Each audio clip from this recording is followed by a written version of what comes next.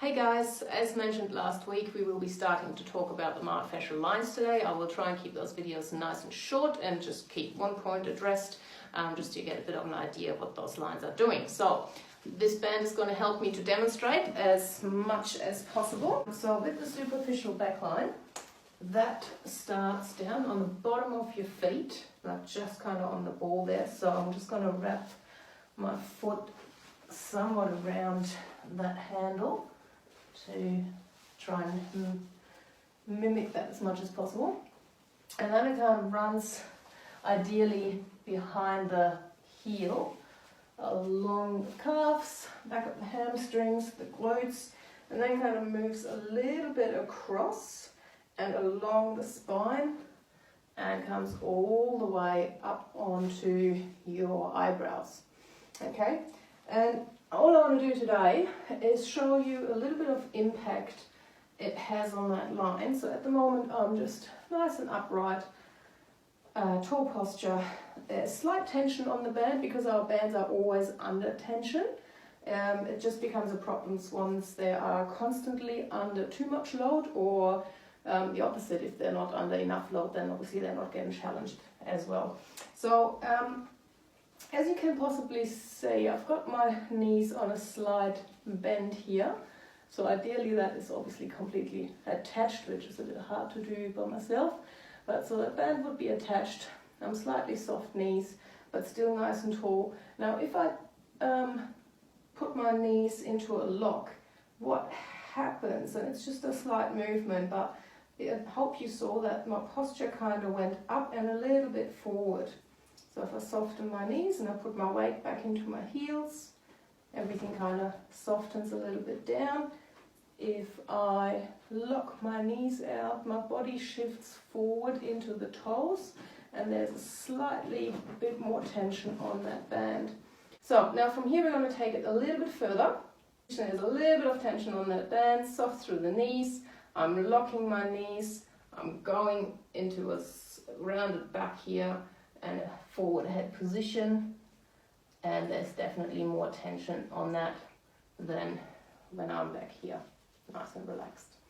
Okay, so now if that's happening, if this is kind of your everyday position, that band is doing a lot of work trying to keep you upright and not let you completely crumble into nothingness down here. Okay, so there's always tension, always trying to pull you back, and you may feel through your day-to-day that you're quite tight through the hamstrings or the calves. We tend to feel our tightness through those areas a lot more. And then, when you actually go into like an exercise class or whatever, or a flexibility test, and they tell you, all right, go and reach your toes, right, put your feet together, you usually lock your knees, which, you know, yours are already locked anyway. You're in that forward position here, and now all of a sudden that band is pulling you back, pulling you back, pulling you back, and all of a sudden you're trying to pull even further and further and further and further and further, and that band is just completely getting too much load and won't let you go. Okay, so that band is holding you back. Now, even though I spoke from calves and hamstrings earlier, since that band starts on your foot and ends on your head, it's hard sometimes to determine where for you the main tightness or shortness or whatever you want to call it is happening. Okay, so it doesn't need to be the whole length of the band that's affected by your posture, your day-to-day living or whatever you do. Sometimes it's just sections that get affected, particularly once you start looking into other lines that come in and then weave into those, because all the lines are connected with each other as well. So it can be quite chaotic in there. So everything is pulling and pushing and connected, and therefore interfering and influencing everything at the same time. So it can be hard to determine where your issue lies. So you really have to not just go into a toe touch here and see, oh, I can only go up to here, and then I start feeling it in the lower back. Well, you've already got your lower back or your back completely rounded here. So ideally we actually want to be in a more long spine situation here, which will take some pressure off that lower back, and therefore you should be able to go a lot deeper. But then all of a sudden you may find through that adjustment you actually can feel the tightness more through your spine rather than through the lower back. So again, to determine where an actual issue is and where you then should foam roll, massage, or do whatever to help and free up and get a bit more mobile, will take a little bit of trial and error of certain movements to find what you need best to make you feel better.